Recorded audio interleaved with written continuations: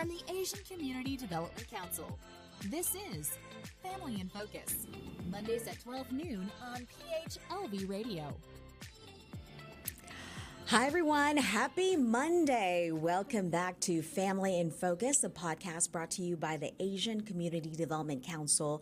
And this is the show about the Asian American experience, bringing to you different voices of why this community is so critical and so passionate, especially here in Southern Nevada. And I'm so excited to have our guest here today, Lorraine Blanco Moss, who actually has a very kind of similar show and talking about this Asian American experience here in Southern Nevada called Exit Spring Mountain, a podcast about AAPI issues from Nevada Public Radio. Lorraine, so nice to have you on the show today. It's so nice to be here. I'm really excited to talk with you. So excited. And this is because Lorraine and I, we were talking right before the show. We have quite a bit of a history because we're both actually at one time local Vegas TV reporters here in this town. And then our paths, of course, as reporters here in this business have gone kind of all over the country. And now we're all, both of us are back here in Las Vegas in Southern Nevada, and just really excited to be talking about AAPI issues because, as we're going to be talking about here, such a big topic here with so many people with Asian American Pacific Islander background moving here and living here in Southern Nevada now. So, Lorraine, let's start with that. This show, Exit Spring Mountain, and this aired on both KNPR and it was also a podcast on Nevada Public Radio. Talk to us about the beginning of this. How did this even come about? Well, KNPR was trying really hard to expand its diversity in podcasting and in radio. And they're very committed to the Asian American Pacific Islander community. It is the fastest growing community in Southern Nevada, ethnic community. And, it was one of those things where they got the sponsorship for it. And I actually didn't know about it until they were looking for a host. And I had heard about it from someone else, and I actually had time because I had just ended my food podcast, Two Sharp Chefs and a Microphone. And so they hired me on when they already had quite a few of the team in place already.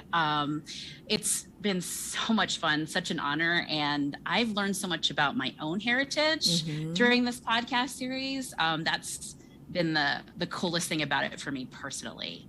Yeah, it's been great. And, I've just been kind of following this podcast since it started. And if people didn't know, you just wrapped up the first season, right?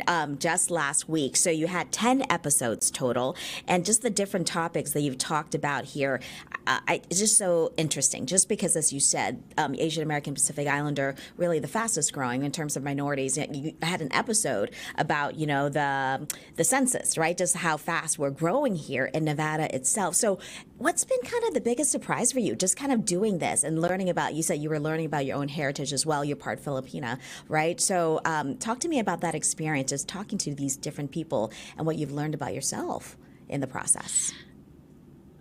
We were just talking about this in episode 10. So that was the final episode. It was the season finale of episode 1 of Exit Spring Mountain. And it was a potluck discussion about food and culture and how it tells your personal story as someone, in the AAPI community. We're very much into food. It's like when we're thinking about breakfast, when we're eating breakfast, we're thinking about lunch. Right, that is so true. What are we going to do for lunch? Like, what's the takeout? What kind of food are we going to have? And of course, the name of the podcast, Exit Spring Mountain, is a nod to Spring Mountain, which is where, a lot of Asian American Pacific Islander people either live, hang out, do after hours, go on weekends to dim sum. It was kind of like a nod to, hey, we got to exit Spring Mountain. We got to go that way if we want to get the good food. Right. So that's why we thought it would be cool to kind of end with the food and culture episode. The other half of the episode is about the process and the things that we learned about and the things that we felt like we gained and we thought we did well or didn't do well during the season, and the challenges that we had booking guests and trying to find the right people to talk to. What was really interesting about it was just the idea. So 2 of the team members, one just graduated from UNLV and the other one is still going to school at UNLV in her senior year.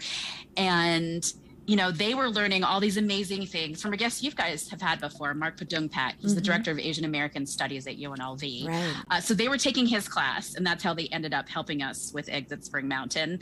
And, how it took for them to go to college before they learned about a lot of the stuff that I learned about while making this podcast. Right. I feel like I had said on the podcast that I felt a little, transparently ashamed that I didn't know a lot of this stuff, the historical perspective of not only my heritage, but the heritage of Asian Americans in Nevada. And that it took 45 years, that's how old I am now, to learn about, things that I felt like I should have known many years ago, and that maybe I should have learned in elementary school or high school, especially by college. But it took, this today years old to figure out all this amazing information about things that brought our communities to Southern Nevada. And I think that's kind of been the talking point now, I think, especially in the last couple of years with the pandemic. And as you know, there's discrimination towards the Asian American community here in this country, and including here in Las Vegas, really been that kind of surge of interest, and especially with, the Very Asian movement. We actually interviewed Michelle Lee, one of our fellow TV colleagues, who, with that Very Asian movement that came out, just really people being proud of our cultures and our heritage, and having a show like Expert Spring Mountain, I think really is part of that growth, and I think we are growing as journalists ourselves, talking about these issues. So I think that's really fitting. And I know you talked about food, but here's some of the other topics. I'm just kind of looking through your, 10 episodes. You're talking about, home means Nevada, right? That's kind of the history. Like, you were talking about this kind of history. Was that surprising to you, just like kind of just learning about that? What was the thing that kind of stood out, and who you talked to? Maybe some of the guests that you brought on that you're like, wow, we have these people here as resources, and I've never really thought to kind of even reach out to them before. So Tomiyasu Elementary is named after a Japanese American immigrant. And, it's amazing that there's this man that I didn't know about. And I've lived in, Southern Nevada for about 10 to 12 years collectively over the 2 times that I lived here. And, you go past elementary schools, you go past parks, and you see the names, but you don't really know who they're specifically referring to until you can glean the information on your own, because like I said, we're not learning it in school a lot. So just finding out all this information about how he really brought the idea of growing to the desert, growing our own food, which is something that has just recently picked up in the last couple of years. A lot of local chefs are trying to, use local products, local vegetables, local herbs, even local meat if possible, especially at these hyper local downtown Las Vegas type restaurants. And here's this man who so long ago, brought seeds and plants and told people who lived here for much longer than he that we could grow in the desert, that we could grow almost anything. And that was just a very interesting moment for me to realize and know that here's this awesome Asian American man that I knew nothing about, growing to Nevada. Yeah, no, that's, these are kind of the tidbits that we wanted to bring out, especially on shows like ours. Just, what people may not know about, people who are in this community making such an impact. And I think that's been great, not just for, I think, shows like us, but you can talk a little bit about this too, Lorraine, because we both work in local TV here in Las Vegas and in other markets, that it's so important now, I think more than ever, to have, these local media be aware of the resources that are out there, the people who are, minorities, people who are Asian American, Pacific Islander, who can bring perspectives, right? And talk to us about that. Maybe just, this is one part of the goal of this, is to let people know that if you want to talk about certain issues or topics, you don't always have to go to the same people all of the time, right? You can take these perspectives. You have experts in so many fields that you've gotten through doing the show. We were just having this conversation in our newsroom at State of Nevada at KNPR just a couple of days ago about diversity and the importance of diversity. And, it's one of those kind of buzzwords that we've heard a lot of times over the years. And, it's got, there's some negative talk about, oh, they're just trying to put people in the newsroom or people, in whatever company to, make it, more equal. And that's awesome. Like, that's awesome that we're trying to do that and that companies are doing that. But it's important to me as somebody who is, from the Asian American Pacific Islander community, someone who represents different minorities like the Latinx community and the Asian American Pacific Islander community, to not only be in that newsroom to add color to it. I don't want to just be there. I want to bring up topics, bring in guests. I want to address issues. I'm there for that reason. I'm not just there to make your newsroom diverse. Yeah. And that's something that I've been lucky, at a place like KNPR, which is, a public radio station. They're very open and they're very collaborative when it comes to bringing up topics and bringing in guests that are women, that are minorities, that are from the LGBTQ plus community. Yeah. And you bring up a good point. We've grown up and we're about the same age, and growing up in this business, how before we were just like, okay, let's bring in more Asian American reporters or African American reporters or Latino, people on the air. But we know it's as equally important to bring in management, people who look like us, right? People who are from you bring different perspectives, not just on camera, but also behind the scene as well. And I think this is what's really great about seeing Exit Spring Mountain and how you've grown just in the course of this first season of bringing people behind the scene are, minorities and people of color. And also we see that in the guests and resources you bring to light too, because what's been really great for me coming back now working kind of, freelance level and doing kind of different projects, but still local reporters still reach out to me and say, hey, do you have anyone that I can talk to represent different topics? And for me, it's kind of, I feel it's my responsibility to kind of offer people who you don't see all the time, people whose perspectives are different. And I think that, having a show like yours really kind of bring those people to light. Like, these are the great people who can talk about all these topics, right? Petrania, if there's a famous quote, and I need to know who this person is, but I just read it the other day. If you can't see it, you can't be it. Yeah.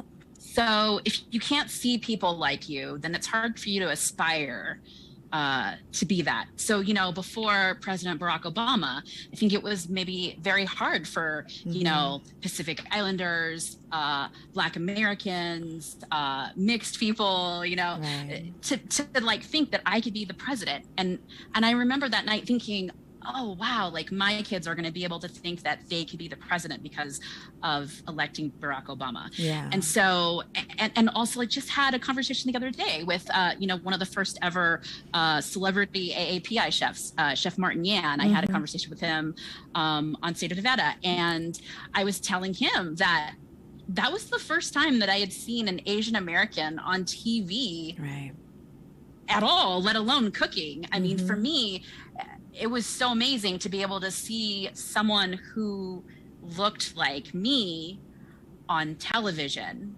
and not in a role that was, formulaic or, discriminatory or, ridiculous. Right. It was someone who was just an Asian American on TV who was himself and highly skilled and amazing at something that I wanted to be good at. And I'm sure you had a similar experience to me, Lorraine, because, you have your Blanco is your Filipino, your dad is Filipino, right? And I'm Thai, and, Petrania Poonswan, I've always kept my name. And I've talked about this in public where I've had, a news director ask me to consider changing it, and I never did, and I was very proud of that, because I remember even just early in my career as a reporter and an anchor, I would have people, because they see my name, as a lower third of graphics, and people would call the TV station and said, hey, are you Thai? Because I've never seen a Thai person on air before, and that, like you said, you can't see it, you can't be it. People, I mean, that makes a difference. And someone just watching television and say, hey, is she Filipino or is she Thai? It's like, maybe I could do that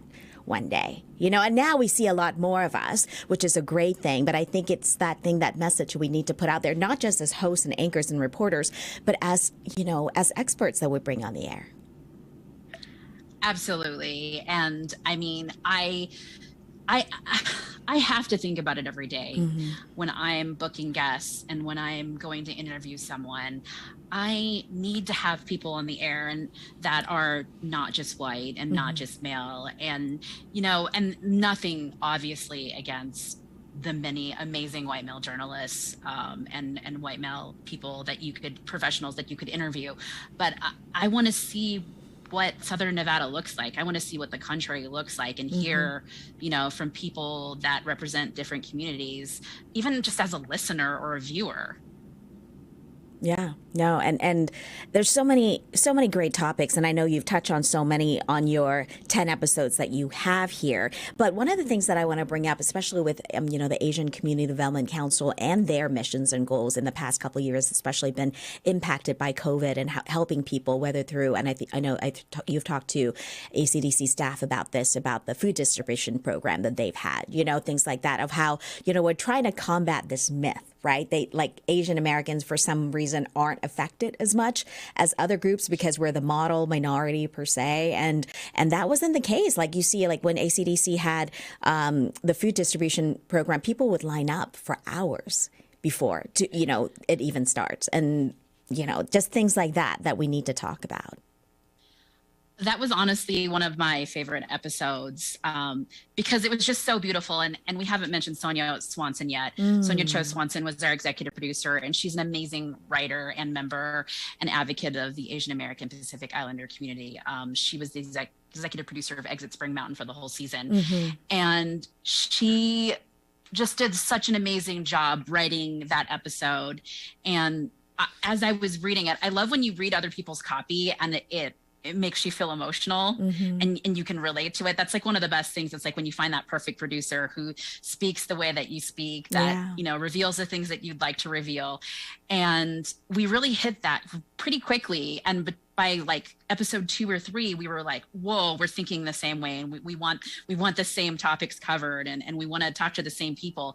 And that episode with Vita Lynn and the people at ACDC, it just really moved me. There was a man at the end of that episode who was coming by, and Sonia was just leaving. She was picking up, some natural sound, as they call it, from people coming in and driving up and getting different groceries to get by during the pandemic.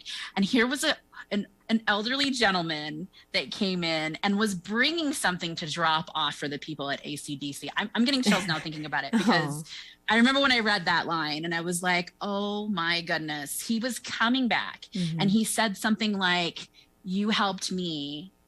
And now I want to offer you this, this special seaweed that's difficult to get. I want you to have it, with my good intentions and my love back to you. And that was just, that was so moving. Yeah. And it just seeing the faces and me just, collaborating with ACDC on many fronts is just seeing the people who they've helped. And especially when it comes to, the other big topic we were talking about is the vaccination clinics that they do with all the COVID vaccines, and there's just a lot of misinformation we're talking about that, just in media in general. But a lot of these people come in and they're scared, for themselves and their families and in terms of their health. And just having that staff there with ACDC who can speak the language, whether it be Vietnamese or Tagalog or Thai, and just kind of assuring, not even telling them to get the shots or anything, but giving them accurate medical information.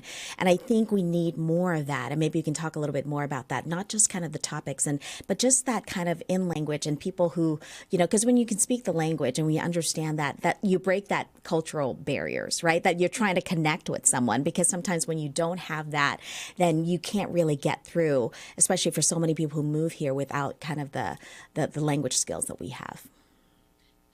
That's something that I just admire ACDC so much for. And I'm not just saying that because I'm doing a podcast for you guys right now.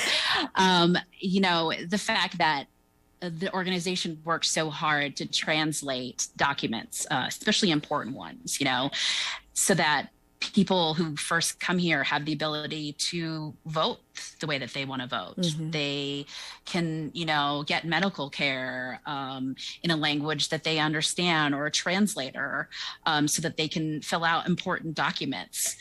This is a very big reason why some communities are marginalized. It's because things aren't done in their language.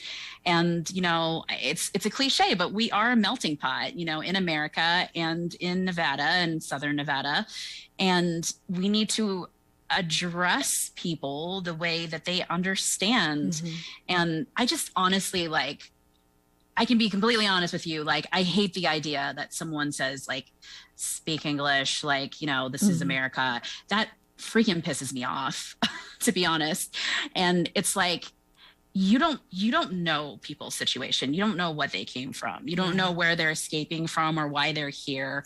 And it's just so important to be mindful of the fact that not everybody speaks English or not everybody understands everything in English. If I went to another country, I would not be able to speak the language right away, no matter how hard I tried. So we need to be, more accepting and more mindful of that. Yeah. And they need as much help. And in terms of growth and in terms of getting that first job, or even their citizenship, whatever the help that they need, that, organization like ACDC offers. But to have a platform like Exit Spring Mountain and other shows where there are people behind the scene who understand, the challenges that we're going through, people who are talking about this. And you talked about the challenge of bringing and finding some of these people. And I know you're already thinking about the next season that could be coming up very soon. What do you thinking about now? What else would you like to do that you haven't done maybe in the first season that you think, hey, we really need to get on this? Well, as journalists, it's you find one story or, someone from the assignment desk or someone from your news organization tells you to find a certain story. Either way, you're going to the story. And when you go, you've got 5 more stories when you get there. And so that's what's happened, because this is long form. It's even more, it's you do a 30-minute podcast that's, that started as 12 to 15 hours of interviews. You have, dozens of stories every episode that you want to cover. One of them that I would like to cover is multiracial Asians. Why are there so many? Where are we coming from? What kind of unique challenges do we face as people who, growing up sometimes don't fit into an Asian category or a white category or a Latin category because no one really thinks that you fit. Yeah. And that kept coming up. It was interesting. And even from people writing in and calling in, you're I think you should cover something about Eurasians or Latasians is what I call myself. Malaysians, why are we such a mixed culture in America? Where does that come from? What's the history in that? Why are there so many in Southern Nevada? It's something I believe according to the last census, it's multiplied. It's 276% of what it used to be for multiracial people. So that's just I think an interesting topic. We're definitely looking at, we'll be thinking about Asian gangs. What's the status on that? How is that? One of the more serious topics is how does that relate to human trafficking and sex trafficking, which is something I'm very passionately, thinking about and, just can't understand how this is still a thing. Yeah. And how much of those people that are human trafficked, sex trafficked are AAPI people. I would like to delve a lot more into the Pacific Islander community. We were talking a little bit about our favorite episodes, and the second episode, I believe it's the second, the PI and AAPI. Sometimes, Pacific Islanders can kind of be, pushed to the side when we talk about Asian American issues. We're kind of we have similar goals in some ways, but also we're very different. And we tried really hard throughout the season to put as many Pacific Islander voices as we could on the podcast on all 9 episodes before that season finale. So I think that, one episode specifically about Pacific Islanders is not enough. And also, not just about Hawaiians, but also about all the other amazing Pacific Islanders that we have, the Tongans, people from Mariana Islands. There's so many other Pacific Islander groups that aren't talked about a lot. So those are some of the things that are percolating. Yeah, and that's good. And it's really true. It's just like you hit one story, then 10 more story ideas start popping up, and we just need the time and the space to talk about it. And it's just so great that we have this platform. And I really want to hear more of these stories. And one of the things that we brought up, on Family in Focus, that I'm sure you'll be touching about, or you've touched about in the past, is just the whole of just even talking about issues, like that whole mental health impact that COVID had on on our community, Asian Pacific Islander, in terms of always that shame, right? That stigma of bringing up things that might be like shameful to your family. So you don't talk about it as much as other groups. So I think when we bring that to the table and put, a spotlight on it, then it becomes something that people are more willing to talk about. We know that went through quite a few episodes. It just kind of was always there. In some way, this issue of Asian American Pacific Islander mental health, because like you said, in a lot of our communities, there's like a cultural, shame in telling people that you need help, right, that you have, you need psychological help, especially. And so we talk about that a lot in a lot of the episodes. And I think it's such an important topic and it's so important that people just say it out loud so that they realize that, to normalize the fact right, that we all, need help sometimes. Yeah. And that we need to be like taking care of each other. And so many issues, like, on your episode 9, when you talk about the LGBTQ, that not every family is still comfortable talking about that, especially in the Asian American Pacific Islander area. So to have this platform, I think, is so great. And, we could, Lorraine, we can be sitting for hours talking about our history, as journalists, and also the work that we do. But I think just being here in Southern Nevada, this is kind of the spot, right? I mean, it's almost kind of like a cultural touch point for so many of these issues and so many of these groups that are here. And I think this is a really great time for us to be here and to bring all these people together. Absolutely. I'm, as we were kind of alluding to, it's like growing up, we didn't have podcasts at all, yeah, let alone this, but we didn't have, TV shows where we saw people who looked like us. We didn't have movie characters that, made Asian Americans look like heroes and sheroes. And it's just so important to be able to, again, see it to be it. So I'm happy and I'm proud of the work that we've done at Exit Spring Mountain and at KMPR. And, I learned so much. It's so interesting, like having to delve into my own history and learn. Sometimes it gets convoluted as you become more and more mixed, and I'm pretty multiracial. So it was nice to be able to look back and trace my family back generations and my Asian American Pacific Islander ancestors. Yeah, and they say the best kind of stories are the ones you get to kind of learn a little bit more about yourself, too. And I think you probably did in all of these episodes that you had on Exit Spring Mountain. Again, this podcast on Nevada Public Radio just wrapped up earlier this month. They're talking about a new season coming already. So I'm so excited that is in the works. I think that we really need this kind of information out there. And thank you, Lorraine, for being on the show today and for showing, some of what you've done and sharing your story with us. Thank you so much, Patrania. Thank you for doing this. And thank you to ACDC for all the wonderful work you guys do in the community. All right. Thank you. So thank you so much. And thank you for watching and listening to this episode of Family in Focus. And we'll see you again next week.